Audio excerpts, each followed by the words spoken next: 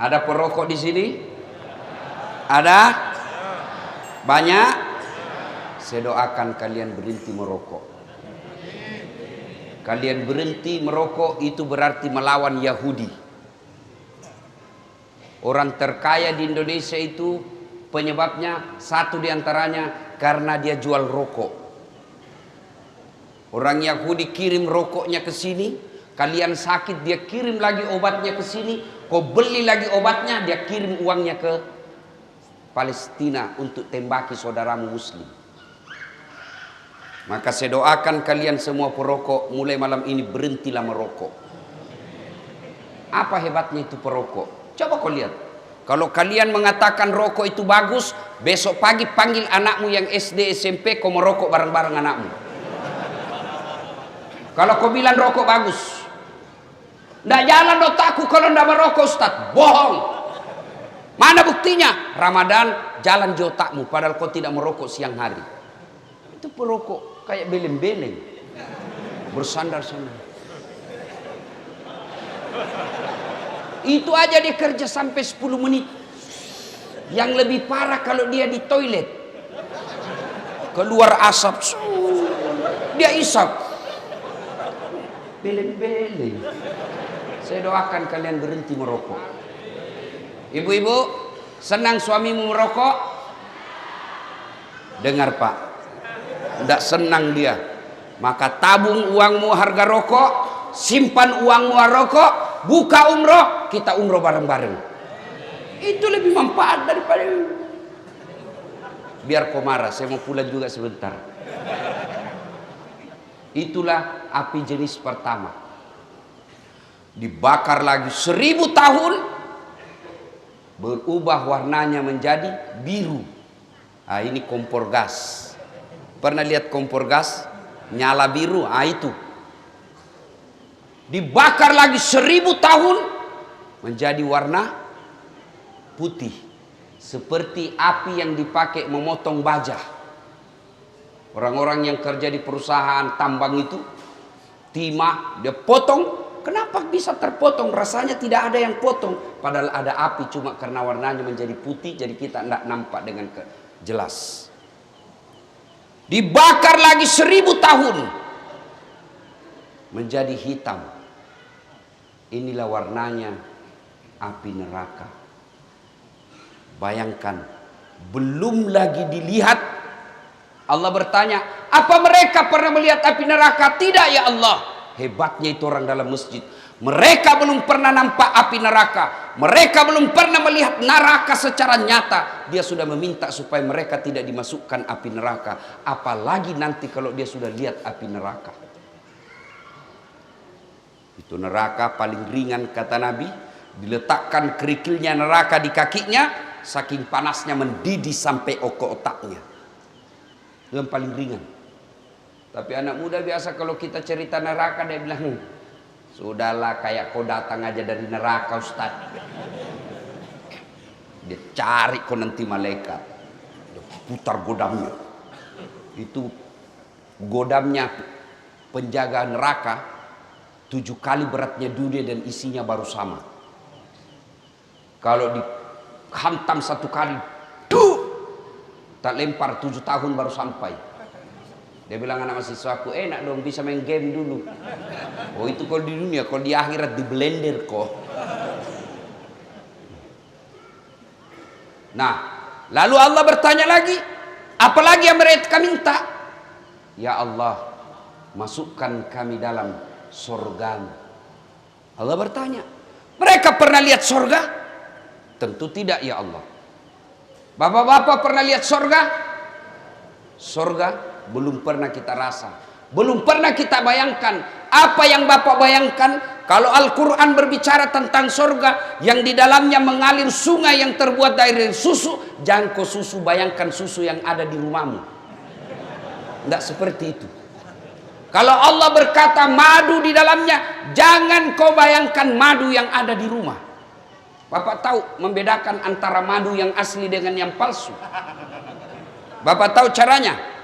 Nah, caranya bawa ke rumah. Kalau istri mengamuk di rumah, pasti madu asli. Ibu-ibu terancam malam ini. Ibu-ibu mau cepat masuk surga?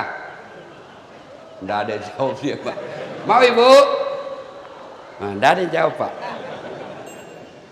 Silahkan suamimu kawin lagi. Dia bilang, ibu-ibu, banyak jalan menuju surga. Memang banyak tapi macet. Nah, ini jalur pintas. Allah bertanya, ilustrasi surga. Surga itu 1 laki-laki, 7 bidadari. Bayangkan 7 bidadari, Pak. Dan bidadari perawan terus. Itu bidadari tidak pernah lepas perawannya. Begitu menurut hadis. 1 laki-laki, 7 bidadari. Dan di surga baru dibayangkan apa yang kau mau sudah hadir di depanmu. Pernah dengar cerita penghuni surga sama penghuni neraka? Belum? SMS-an lah penghuni surga sama penghuni neraka. Dia bilang penghuni surga, bagaimana kabarmu di situ, bro? Dia bilang, tidak ada enaknya di sini. Di blender terus kita. Siang malam tidak ada kesempatan untuk ngasoh. Waduh. Dia bilang banyak artis. Dia bilang sudah hancur semua mukanya. Lalu penghuni surga, penghuni neraka berkata, kamu bagaimana kabarmu di surga? Alhamdulillah, kami nyaman di sini. Dia bilang penghuni neraka, bolehkah kami jalan-jalan ke situ? Dia bilang boleh aja. Tapi bagaimana caranya? Penghuni neraka kan kreatif. Dia bilang gampang. Kami dari neraka bikin surga, kamu juga dari neraka bikin jembatan, kami dari neraka bikin jembatan, kamu dari surga bikin jembatan. Sama-sama kita bikin jembatan, ketemu di tengah. Setuju? Setuju. Lelang proyek. Keluar pemenang tender. Waktu pekerjaan 3 hari. Hari pertama jembatan dari neraka sudah selesai 50%. Hari kedua tuntas 70%. Hari ketiga selesai efektif dan efisien. Sementara jembatan dari neraka surga belum juga mulai. Lihat, kenapa ini jembatan dari surga belum mulai? Kita sudah sampai di sini. Teriaklah penghuni dari neraka, "Oi bos, kenapa itu jembatan belum kau mulai? Kami sudah sampai di tengah sesuai perjanjian. Bagaimana proyekmu? Kenapa belum mulai?" Dari surga terdengar suara, "Bagaimana mau dimulai? Kontraktor, pengawas, panitia, pemborong ada semua di situ."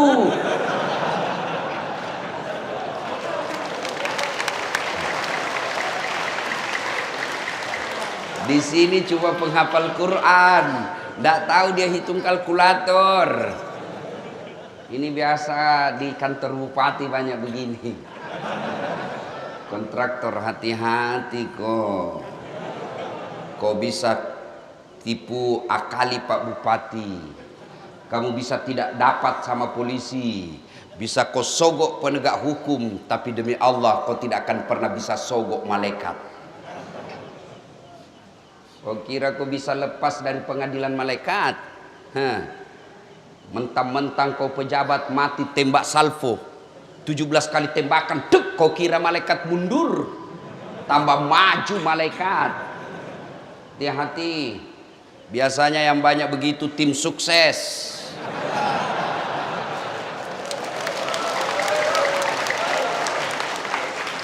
Mumpung ada pejabat malam ini di sini. Tim sukses ini kadangkala siapa? Dia yang sukses. Disuruh bikin baleho 10, 5 aja dia bikin. Hilang 5 dia makan, kau makan itu uang haram. Proyek-proyek palsu, SPJ palsu, nanti juga neraka surga palsu. Hati-hati, kepala-kepala dinas yang ada di tempat ini, jangan main proyek. Kalau kau masih aktif, ditangkap dan diperiksa polisi masih nyaman rasanya kalau masih ada jabatanmu. Tapi begitu sudah 3 tahun kau pensiun baru diungkap kasusmu, makan kau cilaka. Gara-gara kenapa? Banyak kontraktor-kontraktor begini belum diresmikan, jembatan sudah rusak. belum diresmikan pekerjaannya sudah hancur. Kenapa? Karena juga di kantor sudah ambil 20% sebelum dibangun.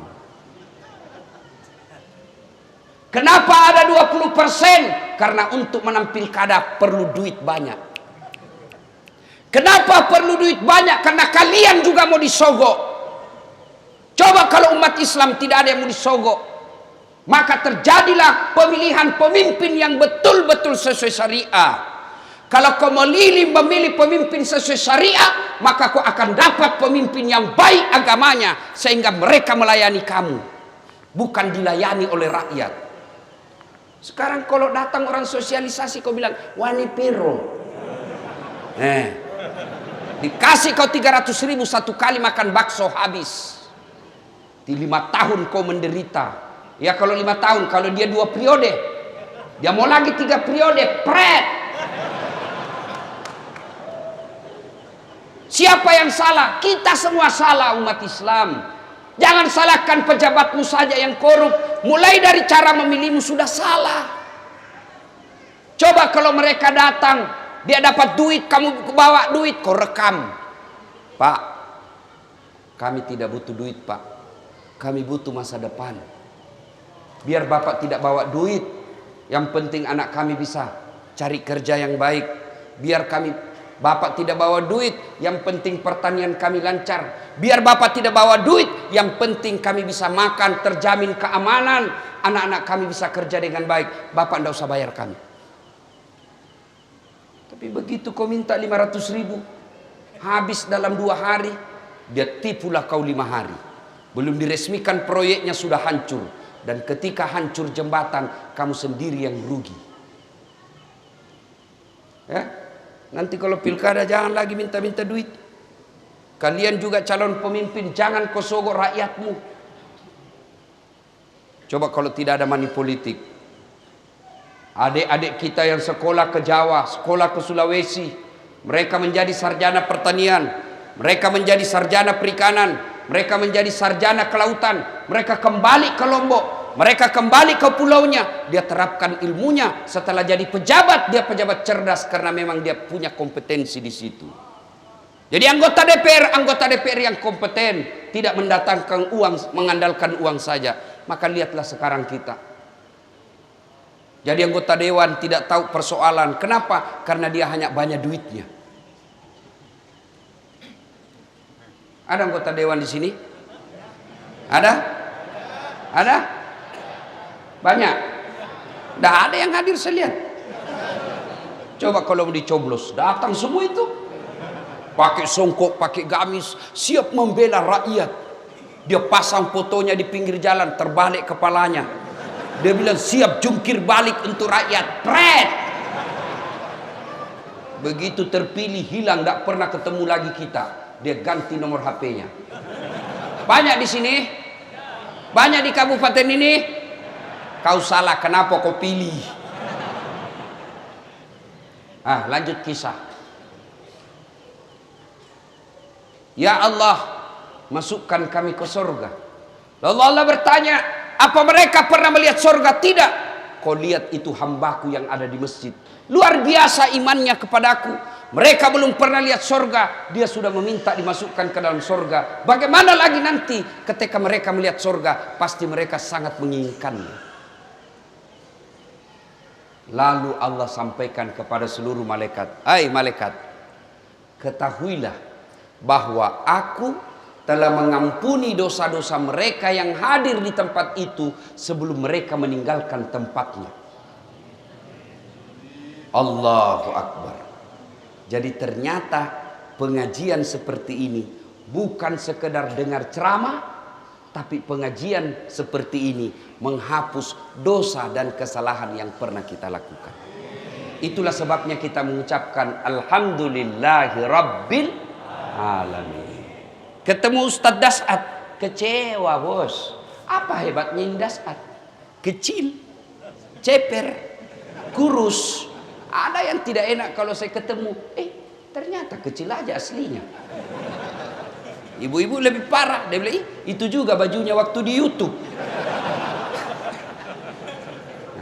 Alhamdulillah. Itulah sebabnya setiap ada pertemuan, Pak Bupati tadi mengucapkan Alhamdulillahirabbil alamin. Setiap ada pembicara pasti Alhamdulillahirabbil alamin. Kenapa? Pertemuan pengajian begini menghapuskan dosa-dosa. Dan hebatnya lagi, kita bersyukur karena kita punya iman. Ada orang bapaknya Nabi, anaknya tidak dapat hidayah, kafir dia. Siapa? Nabi Nuh. Ada orang anaknya Nabi, bapaknya jadi pengkhianat. Siapa? Ibrahim alaihi salam. Ada orang suaminya Nabi, istrinya tidak dapat hidayah, kafir, Nabi Lut. Ada orang paman Nabi tidak beriman kepada Allah, tidak dapat hidayah, tidak beriman kepada Allah. Siapa? Abu Lahab dan istrinya. Bahkan Quran mengatakan celakalah Abu Lahab dan istrinya. Kita alhamdulillah di Lombok bukan kemanakan Nabi, bukan bapak Nabi, bukan istri Nabi, bukan suami Nabi, bukan paman Nabi. Alhamdulillah kita beriman kepada Allah Subhanahu wa taala. Itulah sebabnya kita alhamdulillahirabbil alamin. Belum lagi ada yang berkata, tapi kan kami miskin Ustaz, tapi kan kami susah cari kerja, tapi kan kami tidak punya harta. Harta kita sesungguhnya paling mahal fi ahsani taqwim. Nih badan kita yang sangat sehat. Bapak, Pak, mau saya kasih hadiah handphone gratis, iPhone 13 512 giga gratis. Mau? Mau? Betul, angkat tangannya mau. Oke, tapi begitu saya kasih kau langsung tuli. Mau kok? Mau? Untuk apa handphone kalau sudah tuli? Halo? Hei, rusak lagi nih HP. Halo? Hei, halo? Bukan HP rusak, telingamu yang masalah. Coba.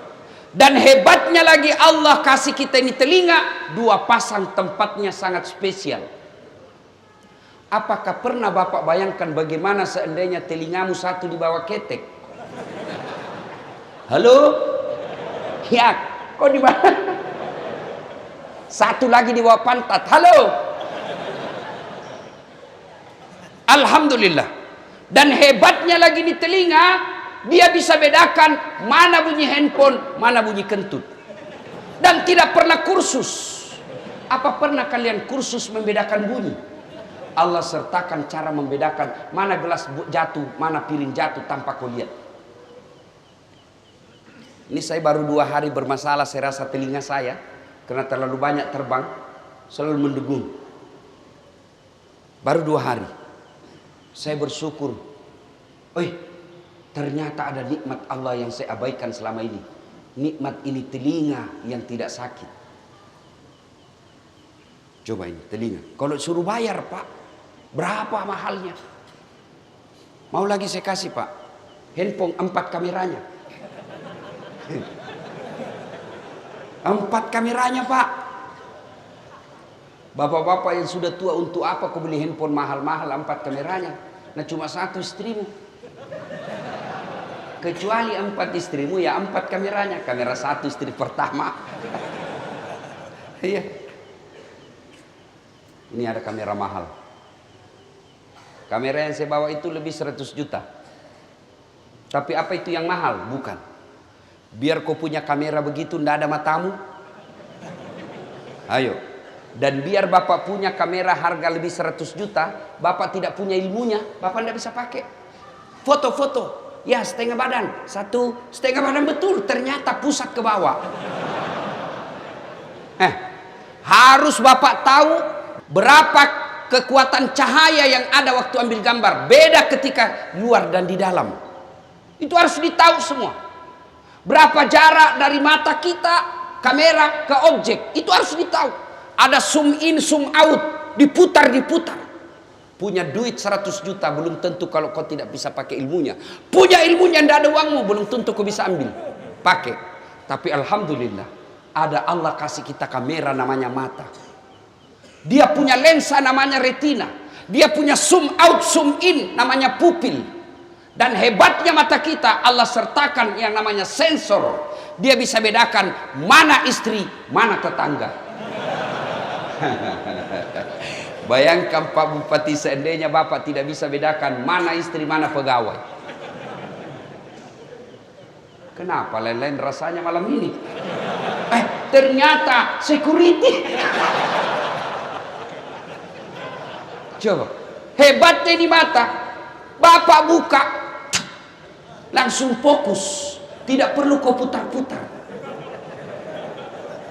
Bayangkan seandainya ini mata harus diputar dulu kalau perang, maka polisi lebih dulu ditembak sama penjahat.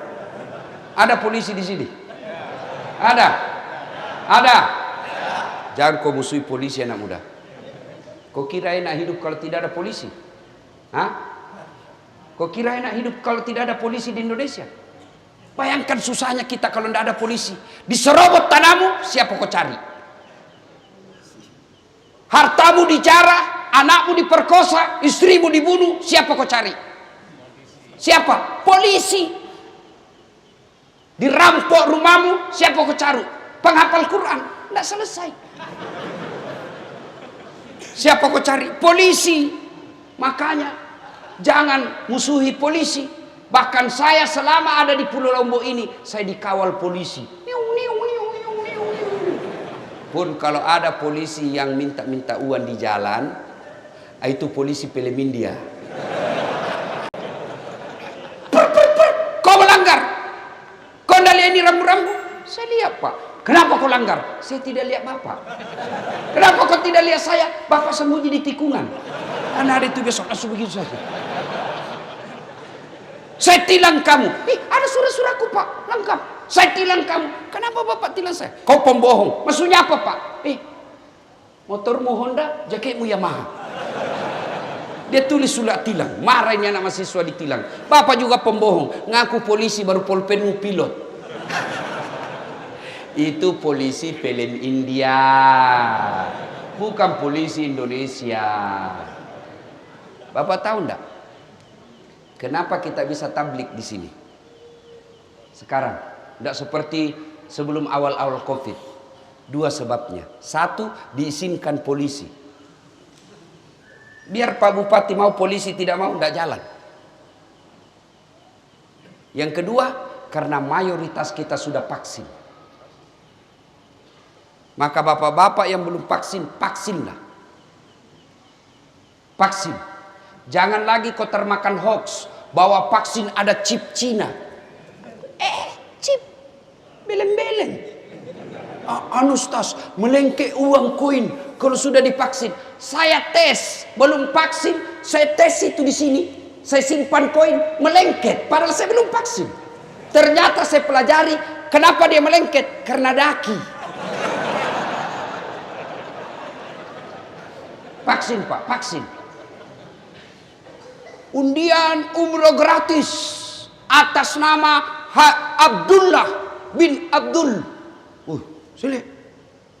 Bapak dapat undian umroh dari Pak Bupati. Mana kartu vaksinmu? Belum vaksin. Pemerintah Saudi menolak kamu. Naik undian haji, porsi haji naik tahun ini, tidak vaksin. Bapak tidak boleh haji. Pemerintah Saudi tolak. Maka umrohlah. Vaksinlah. Tiba-tiba mau pergi lihat anak kita yang wisuda di Surabaya, anak kita yang wisuda di Makassar, mau naik pesawat. Dia bilang petugas, mana kartu vaksin? Tidak ada, mohon maaf, tidak bisa naik pesawat. Maka saudaraku, kaum muslimin muslimat yang saya cintai karena Allah, vaksinlah. Tidak mungkin majelis ulama mengatakan halal dan aman kalau vaksin itu rusak kita. Vaksinnya dan enaknya gratis, tidak perlu bayar. Saya sudah vaksin, alhamdulillah sehat walafiat. Ada orang sudah vaksin meninggal. Ya masa 10 juta orang divaksin tidak ada yang tiba ajalnya?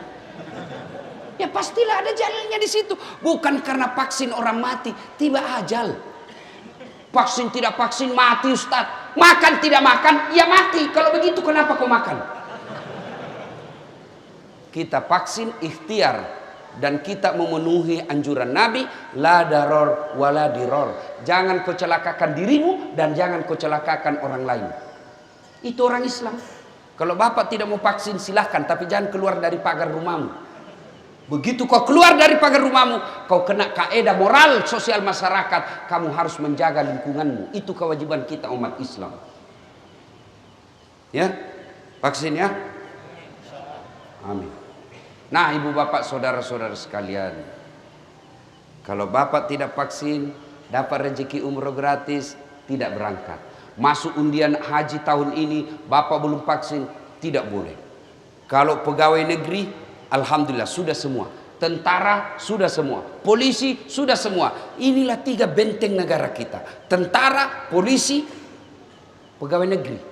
Mana ada tentara polisi belum divaksin? Semua sudah divaksin. Kalau itu vaksin merusak negara kita, meninggallah semua itu tentara, hancurlah negara kita. Masa negara di pemerintah pusat mau hancurkan negara kita? Tidak. Dan umumnya orang yang tidak mau vaksin adalah mereka yang tidak mencoblos dulu pilpres. Umumnya mereka yang tidak senang sama rezim. Boleh kok tidak senang sama rezim. Kita kecewa dengan pelayanan pemerintah, wajar. Tapi tidak berarti kau celakakan dirimu sendiri dengan tidak bervaksin. Ya? Ibu bapak saudara-saudara sekalian. Poin pertama, bersyukur Allah kasih kita iman, Allah kasih kita kesehatan. Mau lagi saya kasih contoh? Mau lagi? Pentingnya kita bersyukur dengan kesehatan ini. Pak Bupati kasih kita mobil gratis. Mau? Mobil gratis. Mau? Mau? Mau. Tapi begitu dikasih kuncinya, Bapak langsung lumpuh. Mau? Berarti alat transportasi yang paling mahal bukan Toyota, bukan Honda, bukan Yamaha. Tapi apa alat transportasi paling mahal? Kaki yang sehat. Maka kita bersyukur dengan ucapan hamdalah, alhamdulillahi rabbil alamin. Yang kedua, setelah bersyukur dengan lisan, maka kita bertafakkur.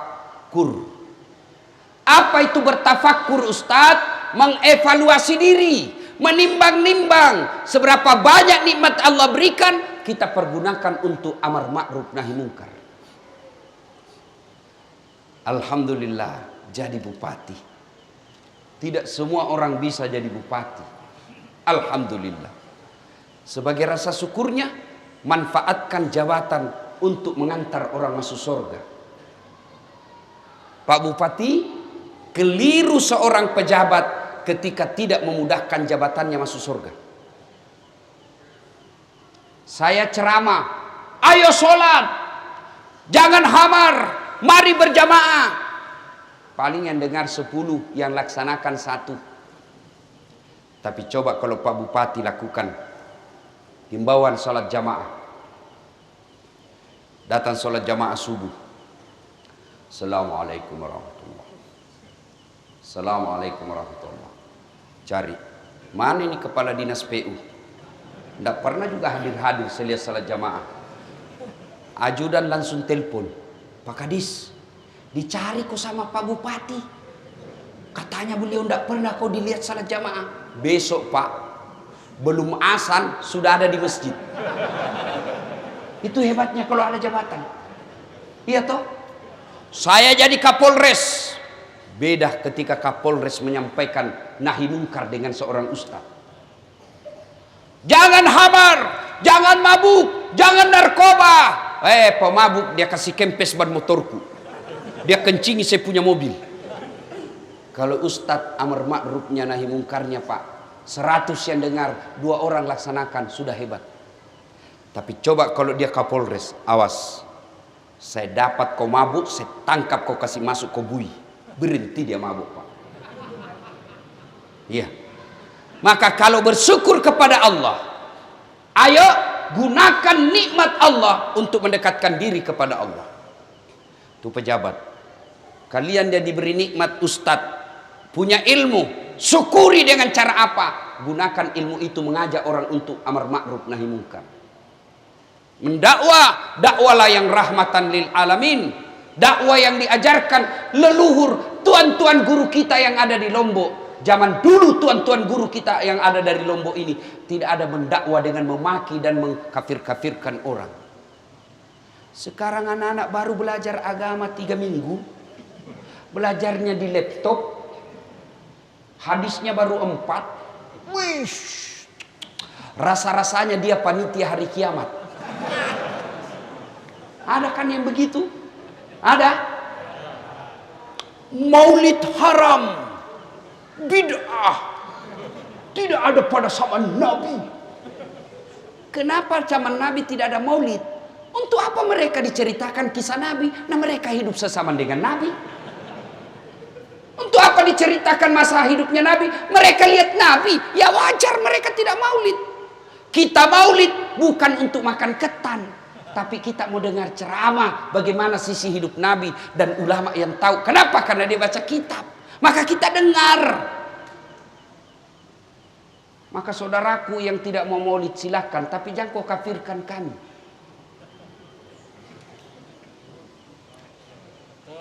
Barasanji, tahlilan, haram, masuk neraka. Bos, kamu pegang kunci neraka. Kalau kau tidak mau takziah, tidak mau tahlilan, silakan, kami juga tidak kafirkan kamu. Tapi mari saling menghormati. Adik-adikku yang hijrah kalian, makin banyak ustadz kau dengar makin bagus. Jangan kau cuma sahabat ustadz ini, hanya satu kau dengar ceramah, sempit wawasanmu. Maka saya selalu diajak, ustadz ini kan sudah banyak penontonnya, pengikutnya. Pak Bupati, penonton saya di YouTube sekarang 198 juta. Dalam bulan ini mungkin sudah 200 juta. Maka orang minta, ustadz bikin sahabat Ustadz Dasat Latif. Jangan, semua sahabat saya. Kalau ada sahabat Dasat berarti ada bukan sahabat saya. Semua sahabat, orang kafir, orang tidak beragama sekalipun sahabat saya. Bahkan artis pun. Dengar gitu kata. Semua sahabat kita. Kalau kita milih-milih ustadz, dan kalian ketika dengar dakwah, selesai ustadz ini dengar, selesai ustadz ini dengar, selesai dengar ini, jangan kau jadi hakim dewan yuri. Kalau ustadz Dasat ceramah nyaman, enak biar 2 jam. Tapi kalau ustadz itu ngantuk. Jangan, amalkan ilmunya, jangan kau banding-bandingkan gurumu. Amalkan saja. Makin banyak guru kau dengar makin bagus. Makin banyak kitab kamu baca makin enak. Jangan sempit hanya satu. Ketika kau dengar ini, oh menurut ustadz ini begini, menurut ustadz ini begini, menurut ustadz ini begini. Setelah itu silahkan kau sholat istikharah. Setelah itu lakukan apa kau yakini benar tanpa kau salahkan orang lain. Coba Imam Syafi'i mengajarkan kunut ketika subuh. Punya murid namanya Imam Ahmad. Ketika Imam Ahmad pergi ziarah kubur ke makamnya Imam Syafi'i, Imam Ahmad kunut. Diprotes sama muridnya. Ya Imam, Anda mengajarkan tidak kunut. Kenapa kau kunut? Kata Imam Ahmad, saya menghargai pendapatnya Imam Syafi'i. Kalian bukan imam. Kalian tidak hafal hadis ribuan. Baru orang sampingmu tidak kunut. Kunut. Pret. Ya. Mari menyikapi perbedaan pendapat dengan saling menghormati. Aman. Ya. Ya. Kita dulu waktu kecil kalau ada orang Allahu Akbar kunut di samping kita, paling kita bilang dalam hati Muhammadiyah. Selesai. Itu. Nah, Bapak saudara-saudara sekalian, nah, mari gunakan ilmu untuk mengajak kepada kebaikan. Dakwakanlah apa yang kalian tahu. Dan ketika dakwah itu diamalkan orang, ilmu yang kita miliki diamalkan orang, maka selama ilmu itu diamalkan, kita dapat kiriman amal pahala meskipun kita sudah dikubur. Itu yang kita yakini sebagai amal jariah. Sebagai syukur lagi, Allah kasih hidayah, Allah kasih iman, Allah kasih kesehatan. Apa syukur kita? Gunakan kesehatan itu untuk datang ke masjid. Alhamdulillah, di mana-mana saya ceramah di Lombok, selalu penuh jamaah. Apalagi kalau subuh, penuh masjid sampai di luar, tidak ada di dalam. Yang ada di dalam orang tua sudah pensiun, lomba batu.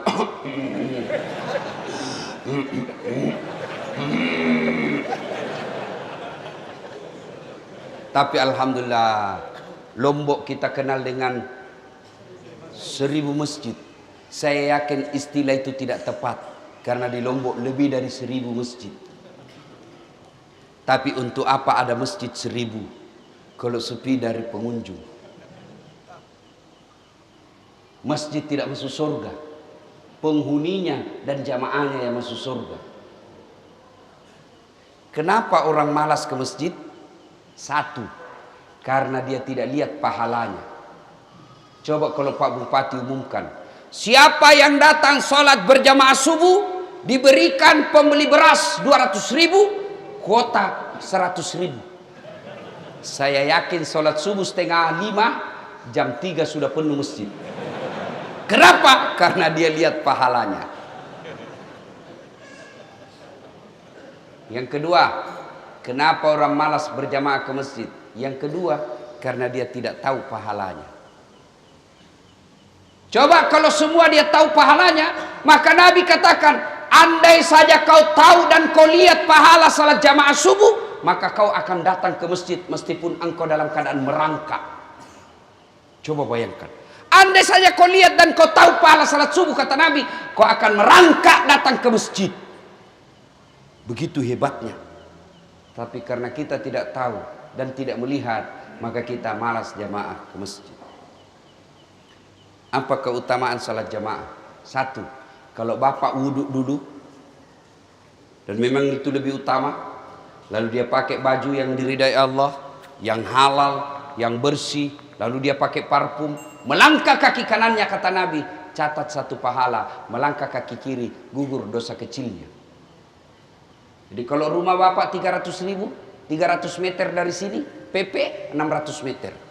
Berapa langkah kaki? Kaki kanan 1 pahala, kaki kiri hapus dosanya. Bayangkan, 600 meter, berapa langkah kaki itu? Apalagi kalau bapak melangkahnya kecil.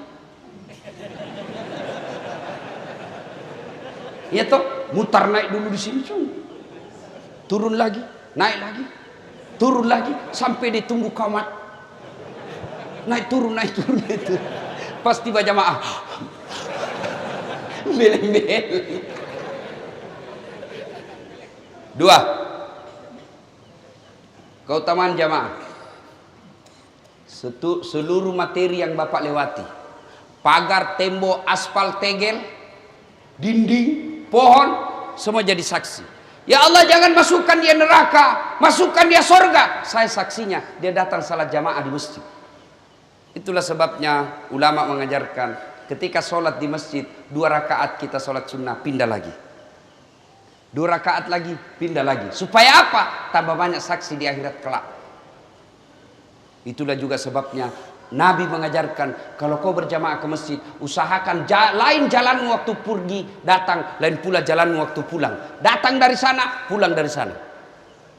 Putar. Jangan juga salah paham.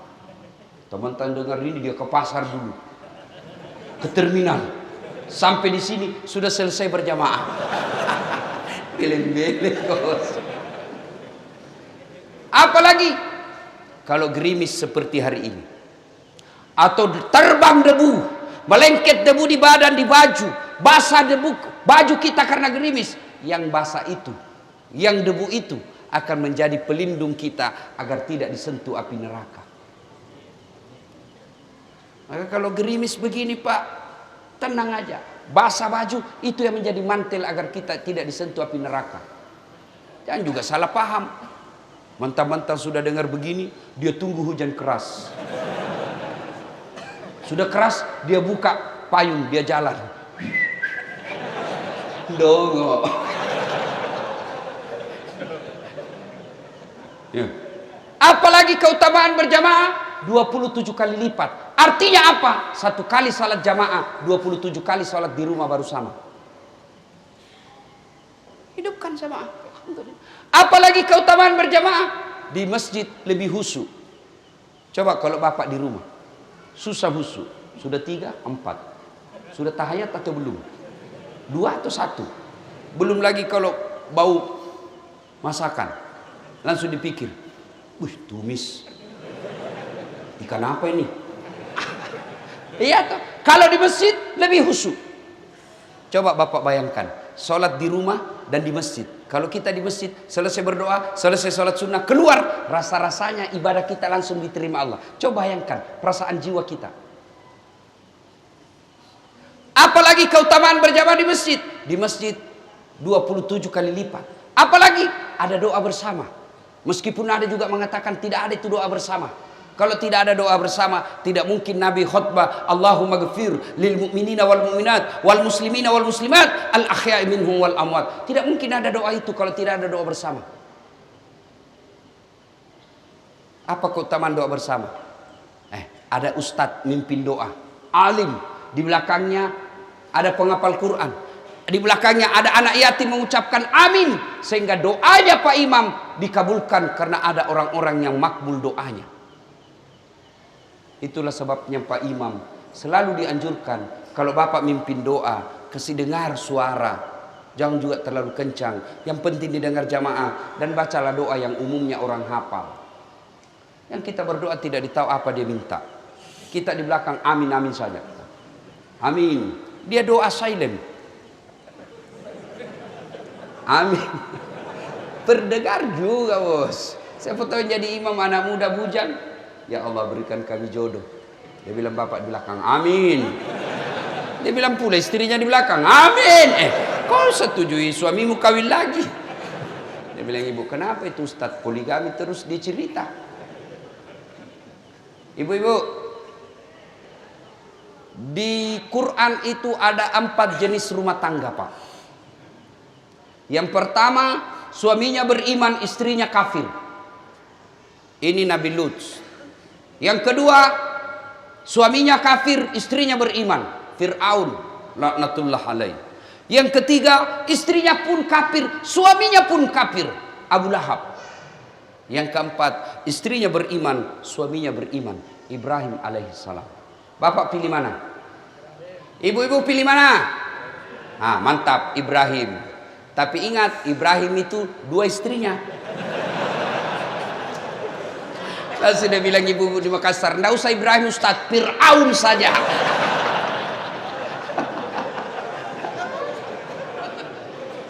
Ayo. Nah, apalagi penyebab orang malas berjamaah ke masjid? 3, manajemen masjid tidak bagus. Apa disebut manajemen masjid tidak bagus? Ya, kita lihatlah itu masjid. Karpetnya sudah 7 kali lebaran tidak pernah diganti. Begitu kita sujud, wih banyak pula semut. Bengkak kita punya jidat. Masih baik kalau jidat Pak, biasa bibir. Mic-nya sudah takbir Allahu Akbar langsung story. Mau diperbaiki, kita sudah takbir, terpaksa ditunggu sampai selesai sholat Pak. Kau ketawa karena pernah semua kau alami toh. Apalagi dapat lagi penceramah dari mulai salam pertama sampai terakhir neraka terus dia cerita Pak. Ditusuk pantatmu, ditusuk 2 digunting kamu. Dia bilang anak muda, jawab kau mesti bikin takut-takut saja itu Pak Ustaz. Iya toh? Dapat lagi apa Pak? Muadzinnya, orang tua sudah pensiun, sesak napas. Ayah.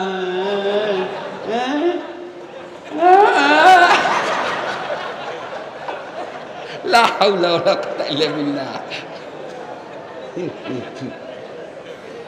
Apa lagi?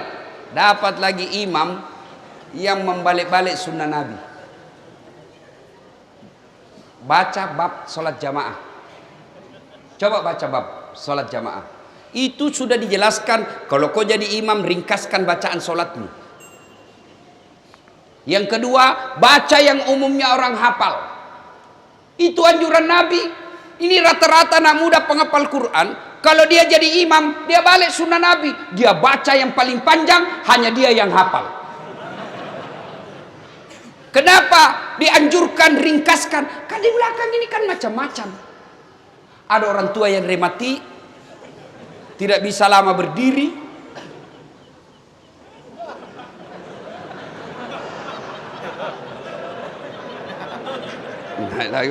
Belum selesai, jatuh lagi kepalanya ke sini.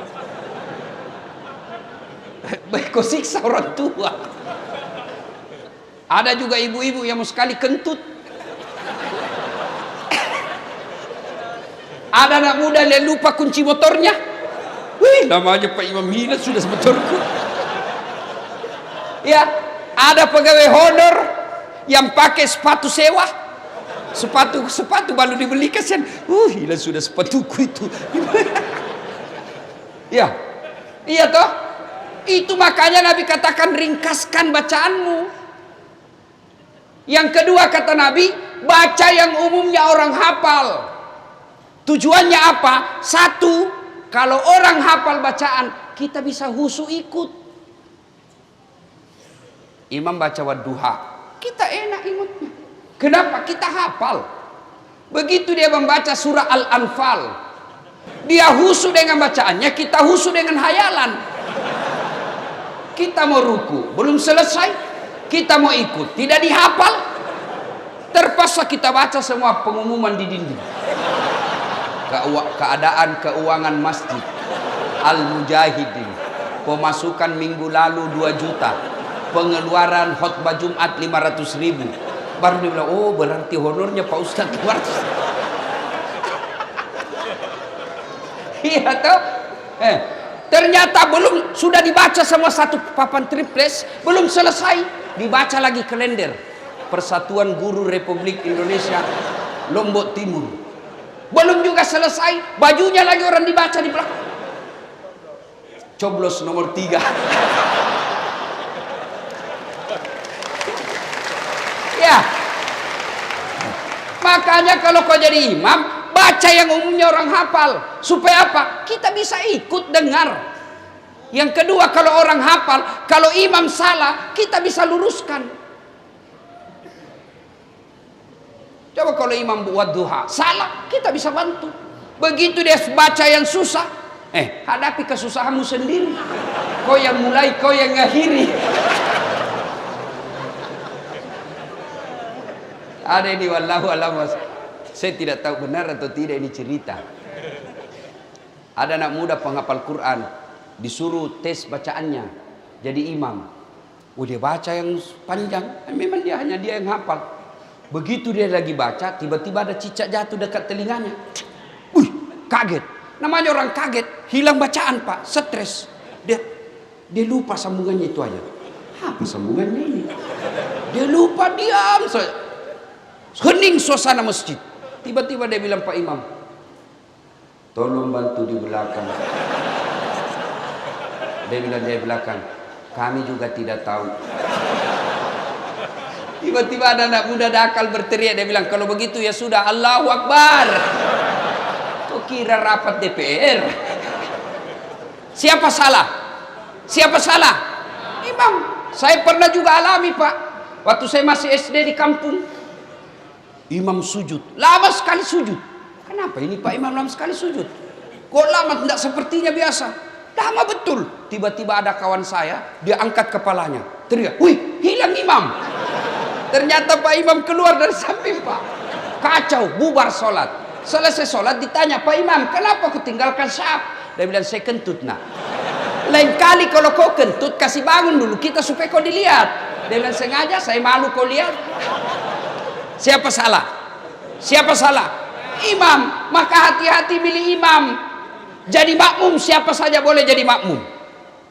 Jadi jamaah siapa saja, mulai orang paling alim sampai orang paling goblok boleh jadi makmum. Tapi jadi imam tidak boleh. Kenapa? Salah imam, hancur sejak kita. Maka kalau ada pemilihan imam, pemilihan presiden, pemilihan bupati, anggota DPR, hati-hati. Salah kau milih pemimpin, salah hidupmu. Dan juga jadi makmum, tahu juga etika. Kalau kau jadi makmum, Nabi katakan, kalau kau pergi berjamaah, sikat gigi pakai parfum. Itu tujuannya apa? Agar itu adab kau pelihara. Kenapa disuruh pakai parfum? Karena kita akan berdekatan dengan orang lain. Supaya apa? Bau badanmu tidak mengganggu sholatnya orang lain. Adab. Kenapa disuruh sikat gigi? Adab. Supaya bau mulutmu tidak mengganggu konsentrasinya orang di sampingmu. Bayangkan tadi malam kau makan udang dengan pete tumis. Kau tidak sikat gigi tidur. Lama di dalam mulut. Tiba-tiba kau datang sholat subuh. Temanmu balik, assalamualaikum. Kau juga balik dan menguap. Sampai mati dia ingat terus bau mulutmu. Itu semua adab. Ada juga kita kalau datang berjamaah seolah dia yang paling alim dalam masjid. Seolah dia yang paling hebat dalam masjid. Mulai takbir dia ganggu sudah kita Pak. Allah.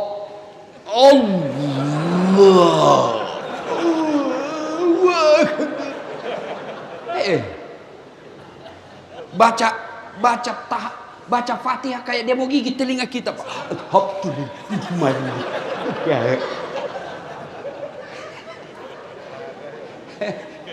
Ada lagi yang bikin bingung saya Pak. Itu kaki dikasih pindah jadi dikasih pindah.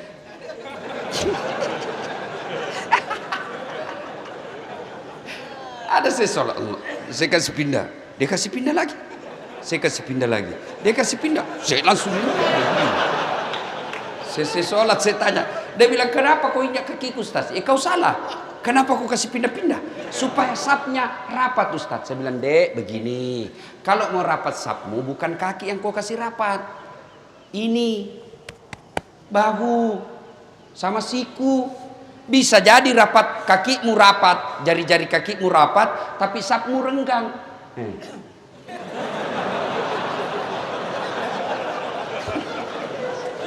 Saya biasa ketawa Pak Bupati, kasih pindah-pindah lagi, pindah lagi. Jelas? Ya? Itu pentingnya adab dalam Islam. Puncak dari semua ilmu, adab. Jangan sampai Bapak hebat baca fikih, hebat baca tasawuf, hebat baca fikih hadis, menghafal beberapa ayat, tapi Bapak tidak punya adab. Sesungguhnya ilmu yang paling tinggi adalah adab. Kenapa dulu orang tua kita mengajarkan kalau mengaji ambil dulu Quran, kita cium dulu? Itu adab. Kenapa kita wudhu dulu? Itu adab. Selesai ceramah, selesai dengar ngaji, kita simpan lagi Quran, cium lagi, simpan di tempat tinggi. Itu adab. Maka kalian kalau datang ke masjid, adik-adikku ini yang baru belajar agama, kamu tidak mau doa bersama, tidak mau zikir bersama, kita hargai, tapi jangan kau ambil saf paling depan. Karena biasanya kalian selesai sholat, assalamualaikum warahmatullahi, assalamualaikum, langsung melangkah. Dan dia kurang ajarnya tidak mau itu tunduk-tunduk Pak. Dia berdiri aja. Kenapa? Karena tidak boleh menunduk sama manusia, hanya boleh kepada Allah. Kalau mau begitu, di belakang dek. Kalau kau di belakang karena berpendapat supaya saya tidak mengganggu orang berdoa, kalian mulia di sisi Allah. Tapi kalau kau kalian di depan, kau langkah-langkai tuan gurumu, kau langkah-langkai alim ulama, tanpa kau tabe-tabe, kau bukan orang hebat di hadapan Allah. Adab. Datang berjamaah, adab. Dan juga adab berjamaah, kalau imam salah, ada adabnya.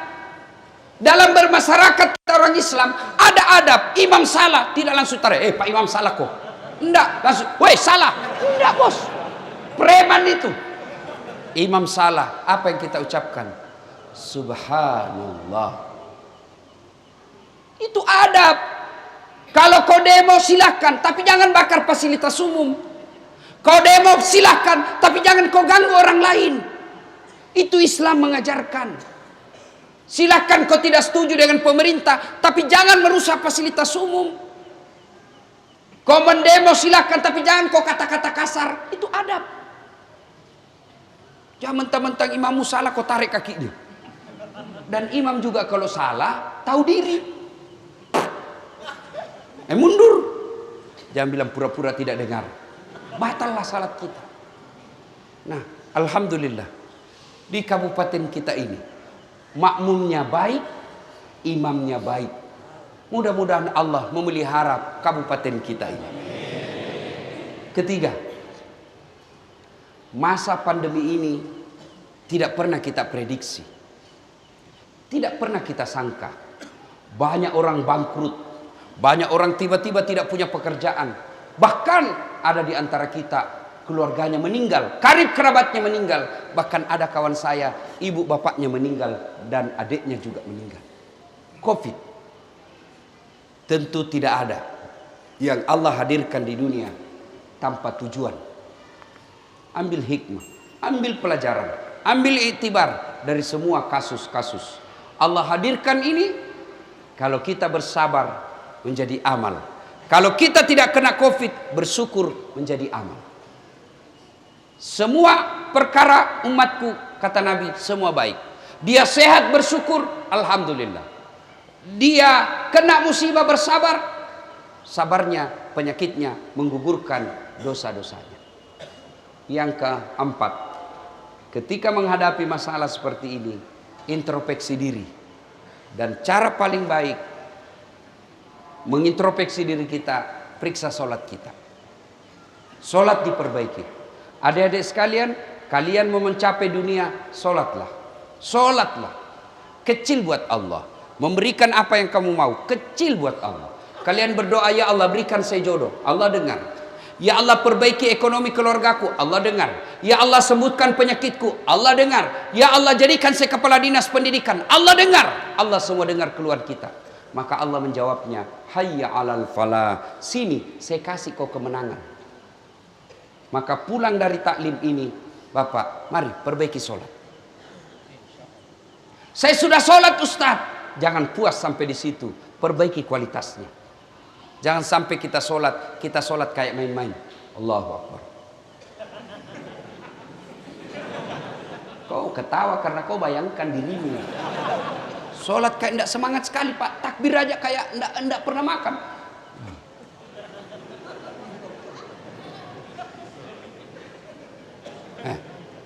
Ayo, bisa jadi itu penyebab hidupmu susah. Sholat, ada yang tanya, Ustaz, bagaimana sholat? Boleh tidak pakai celana dalam? Boleh, tapi bayangkan kalau Bapak ruku. Bapak ketemu bupati tidak pakai celana dalam, kan tidak enak rasanya risih-risih. Pak. Ayo, mari tingkatkan kualitas sholat kita. Perbaiki baju kita pakai menghadap kepada Allah. Dalam surah Al-Jum'ah pakai baju yang baik. Jangan sampai kita sholat itu juga baju mencuci, dipakai jual ikan, dipakai ke pasar, dipakai ke sawah, pakai main futsal, pakai tidur. Kau pakai lagi sholat. Ingat, ada dalam Al-Quran, fawailul lil musallin, celaka orang-orang yang sholat. Siapa? Mereka yang lalai dalam sholatnya. Siapa yang lalai dalam sholatnya? Mereka yang tidak memperhatikan rukun-rukunnya sholat, terutama ketika tumak nina. Apa itu tumak nina? Istirahat sejenak. Biasanya kita pakai dalam rukun itu, yaitu ketika kita selesai ruku, i'tidal, sujud. Ada orang itu tumanina. Misal, Allah, sami Allahu liman hamidah. Itu harus bernapas dulu sebentar, 1-2 kali bernapas, baru turun. Dan itu namanya istirahat sejenak. Tanganmu tidak banyak goyang. Sami Allahu liman hamidah. Jangan sami Allah.